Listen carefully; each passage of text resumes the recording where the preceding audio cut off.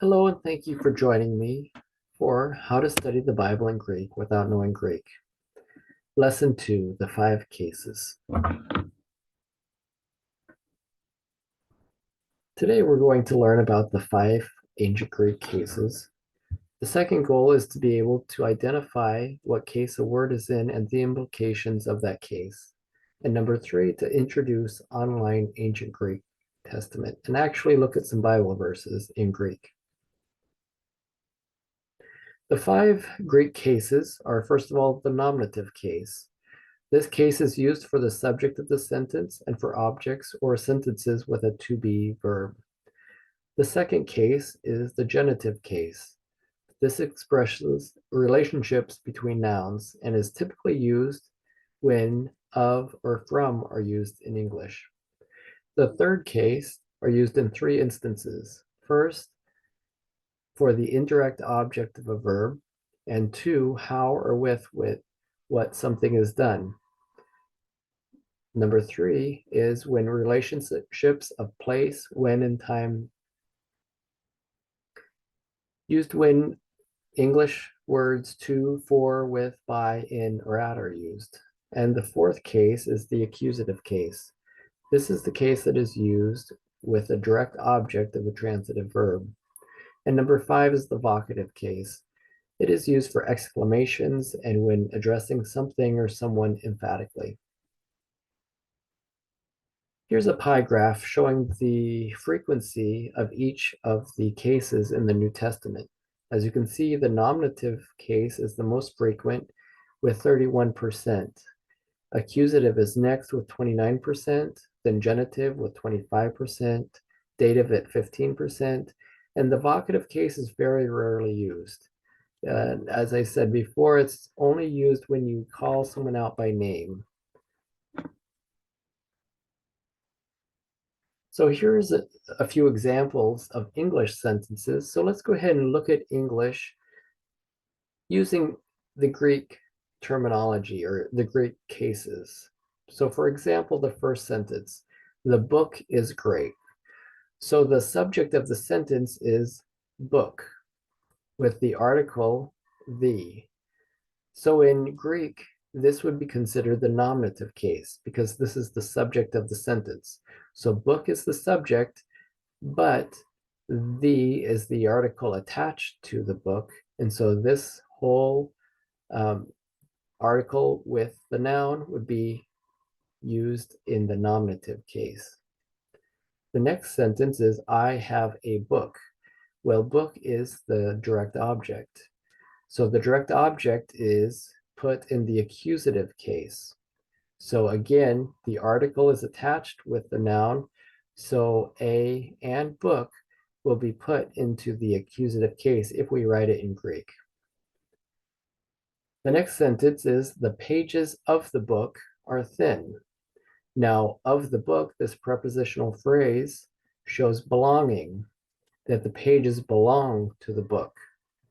So in Greek, they don't say the book's pages are thin. The way they express this idea is the pages of the book are thin. So of the book would be in the genitive case, showing possession. The next example sentence is, the words in the book are smudged. In the book would be put into the dative case in Greek. Next, book, you are terrible. Now, this is, of course, a funny sounding sentence because normally we don't address inanimate objects and talk to them specifically, but just for an example of the vocative case, you're talking to something specifically, you're calling them out. It could be a person's name, but this would be put in the vocative case. Now, of course, there's no article attached to this because it's just the noun. You're calling out the noun directly. So these are the 5 cases. Now, as you can see in English, we spell book the same exact way, whether it's the noun, the direct object, or part of a prepositional phrase, or if we're addressing it directly. However, in Greek, it's not that way. the spelling is dependent on which case it's in. So the spelling for book in the nominative case is not the same as book in the accusative case, nor is it the same as in the genitive dative. Now, the vocative case sometimes is actually the same as nominative, but it doesn't have to be. Now, in English, word order is very important. Often the pattern is noun, verb, direct object, would be a common English sentence form. However, in Greek, it's definitely not that way. The word order is not nearly as important because the meaning of the word is determined by an ending that is put onto that word. Like I mentioned before, book, if it's in the nominative case, is spelled differently and a different ending is on the word than if it's in the accusative case. And so by that word ending, you can look for patterns and realize what case it's in order to get the meaning of the sentence. Here's an example of the Greek word aner, meaning man or husband. So we have a chart here showing the different cases, nominative, genitive, dative, accusative, vocative. This column represents the singular version, and this column is the plural version. So all we have to do, if we want to use man in the nominative case, we look at our chart, nominative singular, it's a masculine noun, and we just use this word. So here's an example sentence. The man is strong. So the man is the subject of the sentence. So we have a nominative singular noun for man. So nominative and it's singular, so we use this form of the word man or husband, aner. So as you can see here, aner is used. Now, the same thing for the. Now, in English, the is the same in all cases. However, in Greek, it's actually dependent on the case. So again, let's look at our case chart. We have the, we need it to be singular, masculine, and the nominative case. So it's ha. Ha aner would be the man in Greek, used as the noun or the nominative in the nominative case. Next example sentence is the shirt of the man is blue. Now, as we talked about earlier, in Greek, they don't say the man's shirt is blue.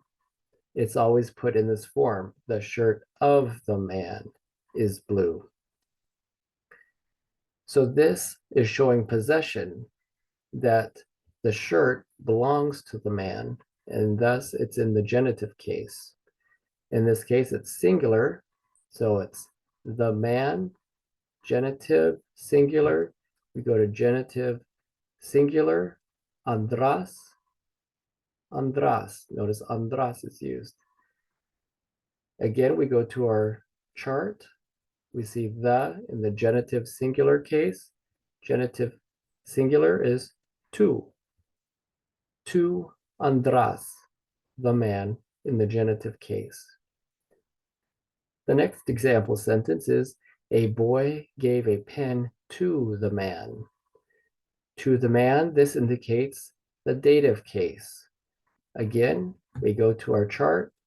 We go to dative singular, and the word is Andrei.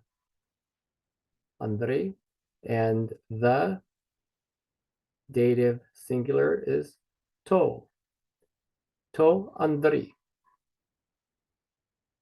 The next sentence is, the boy helped the man. So the subject of the sentence is the boy. So the boy would be in the nominative case. The verb is helped, and the direct object is the man.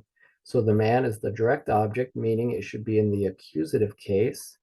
So we need the accusative singular case of the word man. Accusative singular is andra, andra. So notice we have andra here. Again, we need the accusative singular case. Accusative singular is tan, tan andra, tan andra. And finally, the vocative case. Here's an example sentence for the vocative case. Man, watch out. So here you're speaking directly, you're calling out man. And the vocative case is aner, aner. Man, watch out. You're speaking directly to this man. Let's go ahead and take a look at some biblical examples of the exact same word for man or husband using some Bible verses. So the first example is in the nominative case. We can look at Matthew 1:19. This is just the very first part of that verse. It's Joseph, now the husband of her. So this is a phrase referring to Joseph. So this is actually the noun and the subject of the sentence. The husband of her. Notice we have the husband. The, again, is also in the nominative case, ha, and husband, aner. Ha, aner. The next example is the genitive case, which is Luke 2:36. And again, I'm only putting part of the sentence just because the whole sentence would be a little long. So having lived with a husband, years 7. Now in Greek, the adjective goes after the noun that it's modifying. So it's years 7, but we would translate that to be 7 years. So here, this is the genitive case. Meta takes the genitive case, andras. So we look at genitive, masculine, singular is andras. The next example is the dative case. This is found in Matthew 7:24. And here it takes the dative case. It's Andri, Andri. Dative, singular, Andri. The next example is in the accusative case. Jacob then begat Joseph, the husband of Mary. So begat whom? It begat the husband of Mary. So the accusative case is andra. Andra, accusative, masculine, singular.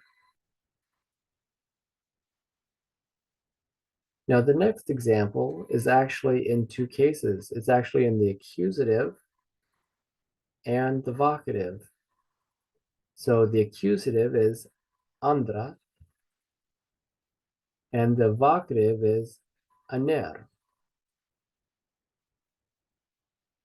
Now let's look at this sentence a little bit more because it's an interesting sentence structure. Here, the first part is talking directly to the wife. So it's in the vocative case. It's saying, wife,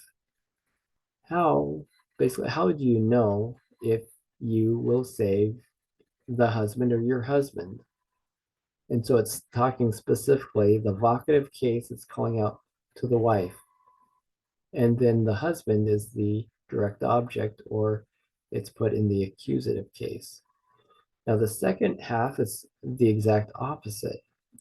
It's talking directly to the husband. So the husband is in the vocative case, aner.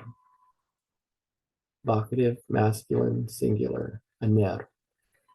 Husband, how do you know if you will save the wife or your wife.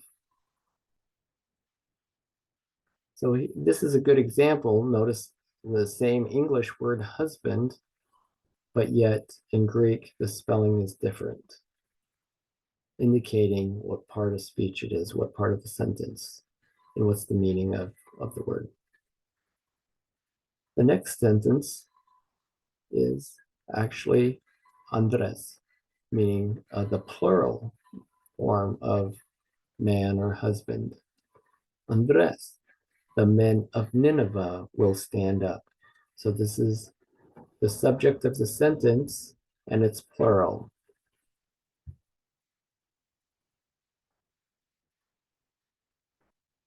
Now let's look at translating Luke 6:5.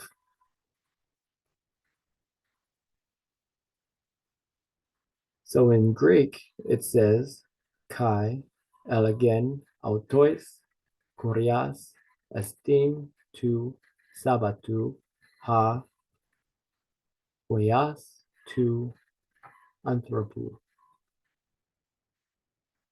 Now, if you look at, there's the English equivalent, word for word equivalent underneath.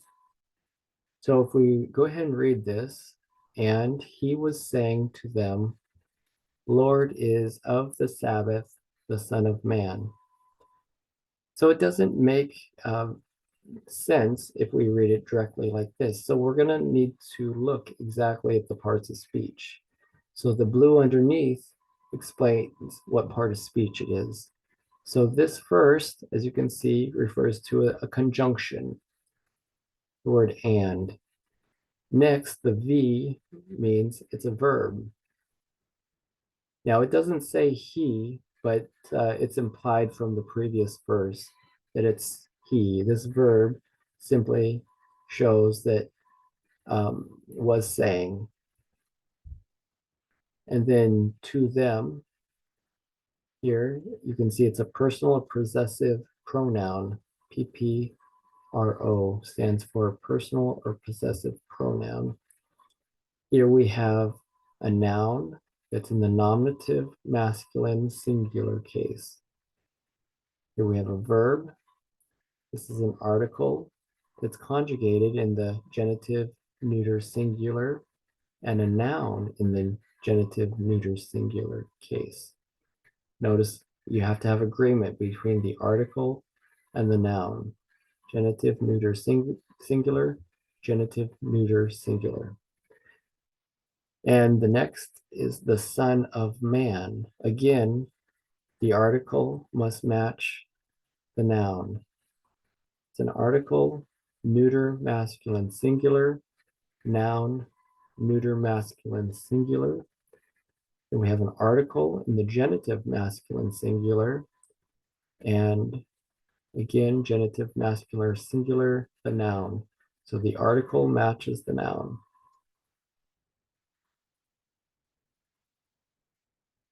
So this points to the part of speech. So first of all, when looking at a sentence, we need to find what is the noun, since in English, we usually put that at the beginning of the sentence. So we can say we have a noun here, Lord.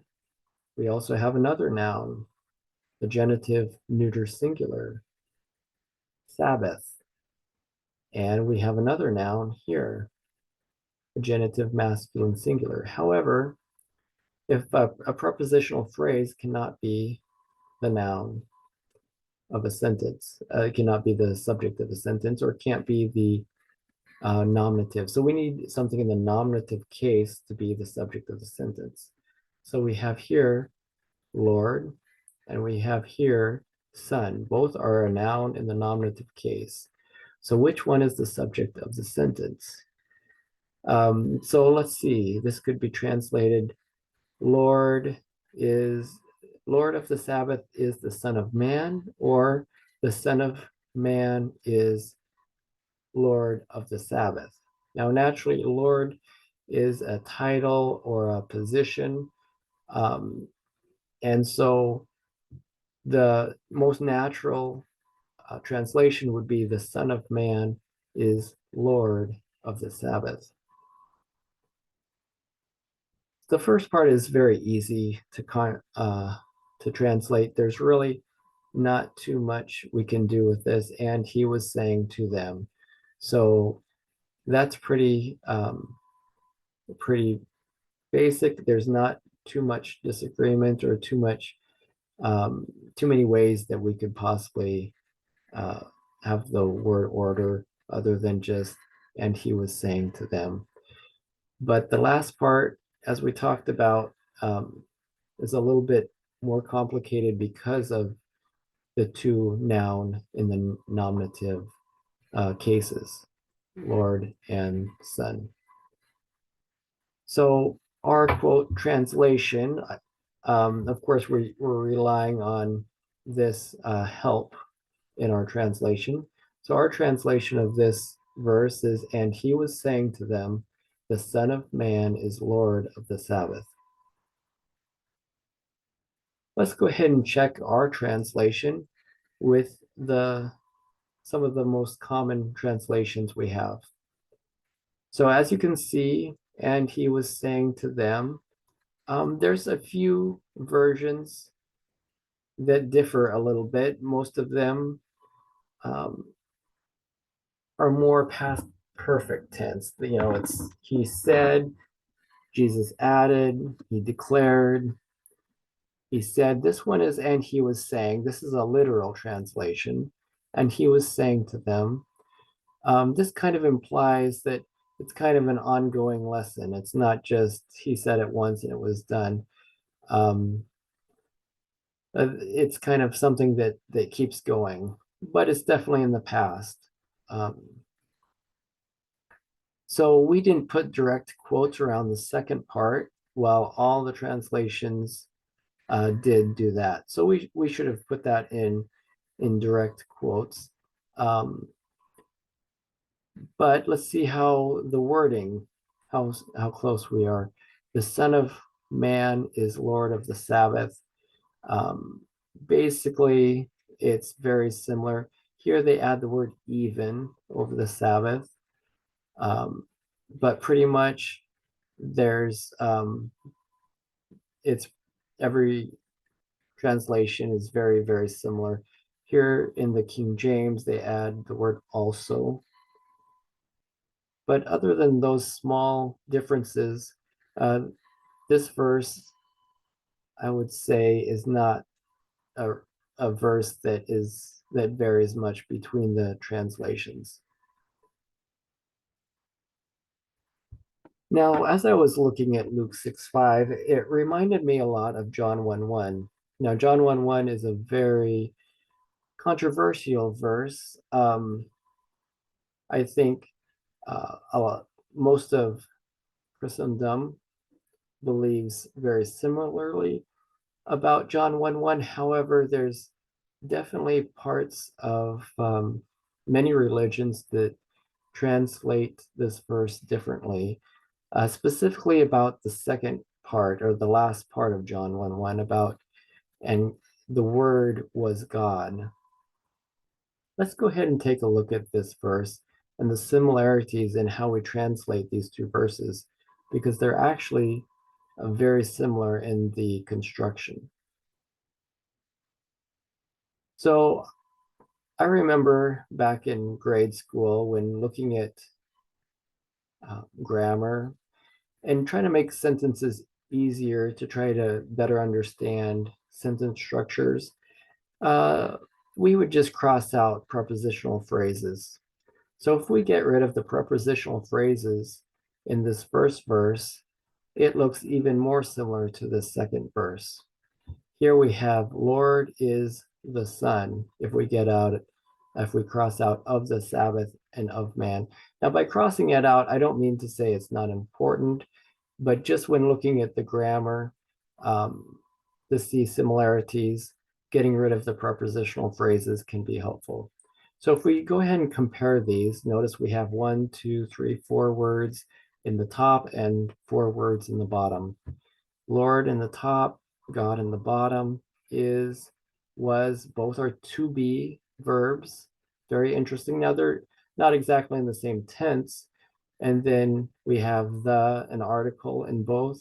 and then son here and word there, both nouns, nominative, masculine, singular. So anyway, these two verses are very, very similar, uh, at least these parts of the verses. So let's go ahead and talk a little bit about how these two verses are translated. So both of these verses are typically translated as we say this part first and go to this part. So it's the Son is Lord, or the Son of Man is Lord of the Sabbath. But to simplify it, the Son is Lord, and the Word was God. Now, this is the verse that is highly contested as far as should there be the word the, or should we translate it with a, or should we leave off any article and just say God? So should this be translated the word was a God, as let's say the Jehovah's Witnesses would translate it? Should we say the word was God or the word was the God? Um, the Jehovah's Witnesses would say, well, there's no definite article here. And typically, when there's not a definite article, you would translate it with the word a. You would stick in the indefinite article, which in Greek, there is not an indefinite article. There's only a definite article, ha, or in this case, ha, but the word the, or the equivalent of the word the. So the word was God, or they're saying it should be a God. You might say, well, in the full verse, you say in the beginning was the word. They put the definite article here. Why wouldn't they put the definite article here?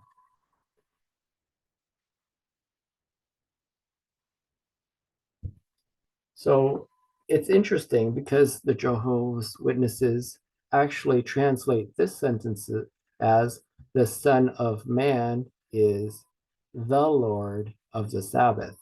But they translate this part of the verse, the word was a God. So when translating, we need to be consistent here in our translation. It's the same structure, so it should be translated in the same way. The Son of Man is Lord of the Sabbath, and the Word was God.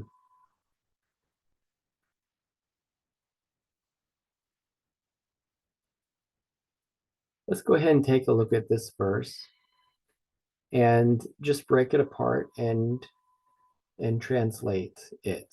Let's rearrange the words to make it just a normal English sentence. Let's go ahead and just read the words as a direct translation using the Greek order and then rearrange it to be just a standard, normal, colloquial English sentence. You are the light of the world. Not is able a city to be hidden on a hill lying. So the first part of the sentence is very easy. You are the light of the world. In Greek, it's actually the same as English. We would translate it exactly the same. The second part of the sentence is a little bit more tricky. So we need to go ahead and break it up into parts of the sentence. Let's, of course, first look for the nominative case. So first find our nouns. We have a city is a noun in the nominative case. We have a verb. Then we have another noun, but this is in the genitive case. So we know that this cannot be the subject of the sentence. A city must be the subject of the sentence. So a city is not able to be hidden on a hill. Now, this lying is talking about the city on a hill. So we could say a city situated on a hill is not able to be hidden. Lying is just saying that that's where the city is.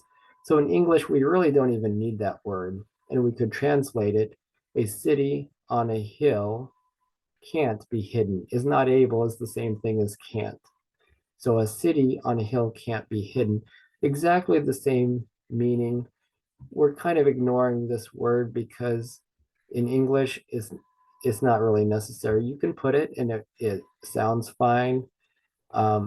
It's just an extra word. It doesn't add any meaning to the sentence whatsoever. So let's go ahead and have this. Our translation, let's say, will be, you are the light of the world. A city on a hill can't be hidden. Let's go ahead and take this translation and compare it with some of the modern translations that we use. So the New International Version states, you are the light of the world. Okay, exactly the same. You are the light of the world, New Living Translation. There's no question. Every translation translates that exactly the same. The Amplified Bible gives a little clarification. It amplifies it, as the name implies, but there's no question this would be the correct translation for this first part. Looking at the second part of the verse, let's go ahead and compare that. A city on a hill can't be hidden is our translation. A town built on a hill cannot be hidden. Okay, so the New International Version uses the word town, city. Not a big difference, really. There's no difference in meaning. They translate built for um, this word lying. Um, the meaning, of course, does not change.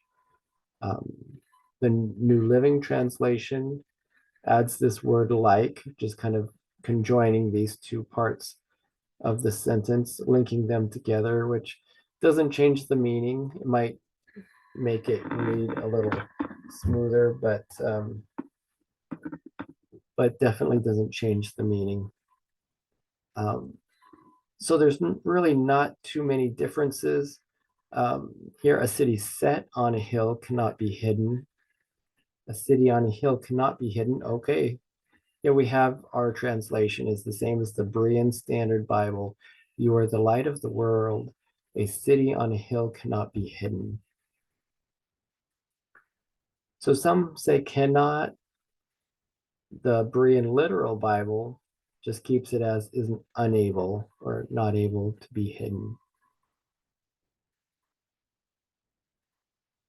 Okay, and that concludes the lesson for today. So the homework is to review the cases, make sure to understand each case and when it's used, and go ahead and practice translating some verses. Go ahead and use this www.biblehub.com and try to translate Matthew 1:18, Matthew 13:2, and Matthew 13:10. And of course, keep practicing reading and your pronunciation of the Greek language. Thank you for joining me, and I look forward to seeing you next time.